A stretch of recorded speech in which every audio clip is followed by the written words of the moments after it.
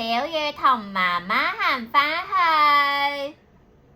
小雨同媽媽沿路行返去做咩啊？揾風車。係喎，你講咗故事人物嘅行動啦。好，小雨同媽媽沿路行返去揾風車，跟住呢，故事結局係點㗎？最後，姨姨見到小雨。賣風車嘅姨姨見到小雨就賣風車嘅姨姨見到小雨就俾風車佢。姨姨話：拎走風車啊！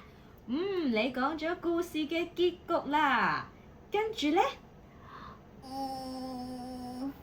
小雨最後嘅感覺係點㗎？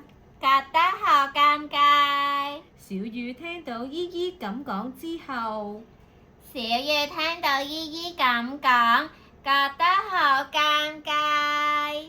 你講埋故事結局嘅感覺啦。